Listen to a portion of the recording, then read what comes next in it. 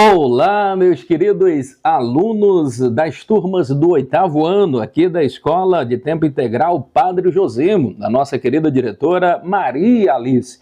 Aqui é seu professor Eurípides Venâncio, professor da disciplina de História e Ensino Religioso. Hoje nós estamos trazendo um conteúdo para vocês aqui maravilhoso, daquela que é uma das mais importantes revoluções da história. Eu falo da Revolução Francesa de 1789.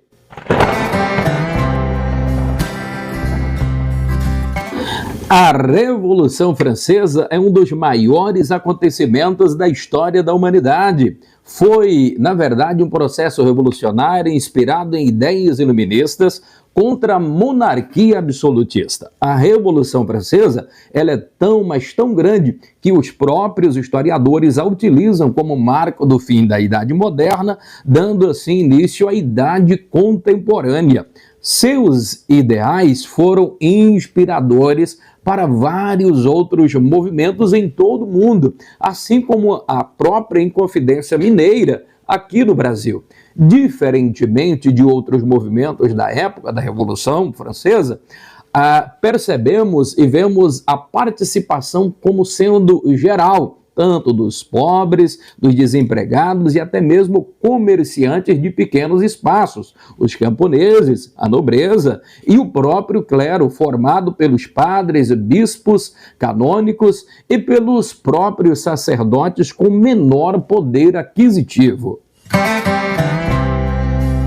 Vejamos agora o contexto da Revolução Francesa. No final do século XVIII, a França era um país agrário com produção estruturada de modelo feudal. Devido às guerras da América e às más colheitas, a França atravessava uma crise econômica sem precedentes.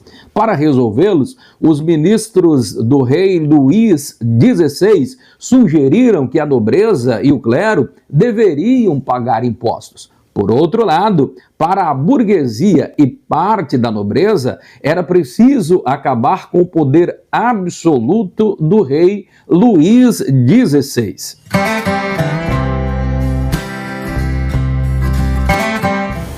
Vejamos agora quais foram as causas que levaram à Revolução Francesa.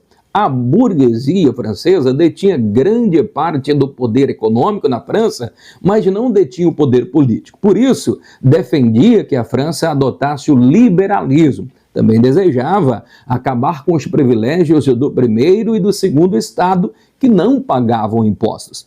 O iluminismo, por sua vez, foi um movimento intelectual que criticava práticas econômicas mercantilistas, o absolutismo e os direitos concedidos ao alto clero e à nobreza. Defendiam a separação de poderes, o fim da sociedade estamental e também o direito à igualdade e à justiça perante a lei. Quando falamos de Revolução Francesa, precisamos entender que ela é dividida em três fases. A primeira fase, a fase da monarquia constitucional. A segunda fase, a fase da Convenção Nacional. E a terceira fase, a fase do Diretório. Na primeira fase, a monarquia constitucional, ela compreende o período de 1789 a 1792. No dia 26 de agosto de 1789, foi aprovada a Assembleia Constituinte Nacional, com a Declaração dos Direitos do Homem e do Cidadão. Esta declaração assegurava os princípios da liberdade, igualdade, da fraternidade, além do direito à propriedade privada. O rei Luís XVI não assina a declaração e isso provocou manifestações populares. Os bens do clero foram confiscados e muitos padres nobres tiveram que fugir. Já a Constituição ficou pronta em setembro de 1791 e trazia mudanças como a monarquia constitucional, a divisão de poderes e o fim dos estamentos sociais. Para tanto, foi convocado a Assembleia Geral. Pressionado pela situação, o rei Luís XVI convoca então os Estados Gerais, que era, na verdade, uma associação ou uma assembleia formada pelos 3 estados da sociedade francesa. Primeiro estado, clero. Segundo estado, a nobreza. E o terceiro estado, a burguesia e os camponeses. O terceiro estado, mais numeroso, pressionava para que as votações das leis fossem individuais e não por estado. Somente assim conseguiriam passar normas que os favorecessem. No entanto, o primeiro e o segundo estado recusavam essa proposta e as votações continuaram a ser realizadas por estado. Desta forma, o terceiro estado, parte do primeiro estado, baixo clero, se separaram então na Assembleia e se declararam agora legítimos representantes da nação. Então formam com isso a Assembleia Nacional Constituinte e juram permanecer reunidos até a finalização da Constituição.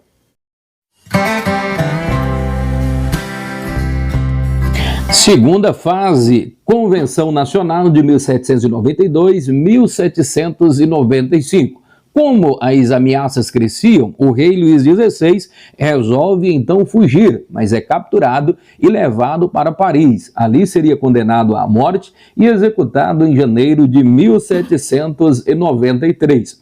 A Assembleia Legislativa foi substituída então através do sufrágio universal masculino pela Convenção Nacional. Implantou assim a República. No entanto, haviam sérias divergências de como seria conduzida a Revolução.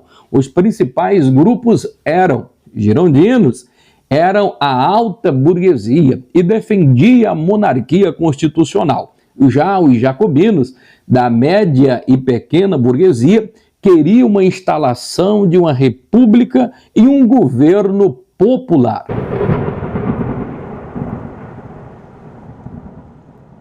Terceira fase da Revolução, a fase do Diretório, se caracteriza pela ascensão da alta burguesia, onde os girondinos chegam ao poder. Adversário dos jacobinos, seu primeiro ato é revogar medidas como o congelamento de preços. No entanto, acabaram assim por atrair a antipatia da população ao fazê-lo. Vários países, como a Inglaterra, ameaçavam invadir a França a fim de conter os ideais revolucionários. Diante desta situação, o Diretório recorre então ao exército, especialmente ao general Bonaparte, para conter os inimigos. Desta maneira, Bonaparte dá um golpe, o 18 de Brumário, onde instaura o consulado, um governo centralizado na sua pessoa. As consequências da Revolução Francesa. Em 10 anos, de 1789 a 1799, a França passou por modificações políticas, sociais e econômicas.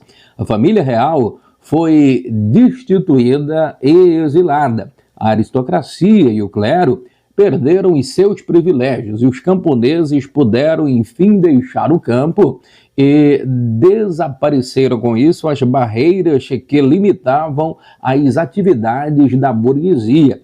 Igualmente se instaurou assim a separação de poderes, uma constituição, e o poder da igreja foi limitado. Em 1799, a alta burguesia aliou-se a Napoleão Bonaparte e este teve que recuperar a estabilidade do país. Uma vez pacificada, a França entra em um período de expansão, com as guerras napoleônicas, as quais pretendiam espalhar as ideias da Revolução Francesa pelo continente europeu. Muita calma nessa hora. Muito bem, meus queridos alunos do 8º ano aqui da nossa Escola de Tempo Integral Padre Josimo. Chegamos ao final do nosso vídeo aqui falando sobre a Revolução Francesa de 1789. Esse conteúdo ele é importante porque são recorrentes, está sempre caindo nas provas do SAEP e sempre cai também em provas do Enem. Então é muito importante vocês estar familiarizados com esse assunto. E aí, vocês gostaram? Espero que sim. Estaremos aqui ao longo do ano de 2023 sempre colocando vídeos para reforçar as nossas aulas que nós estamos passando aí para vocês em loco, tá bom? Então, grande abraço a todos e até o nosso próximo vídeo. Dê a sua sugestão para melhorar o nosso canal. Sua opinião é muito importante para nós.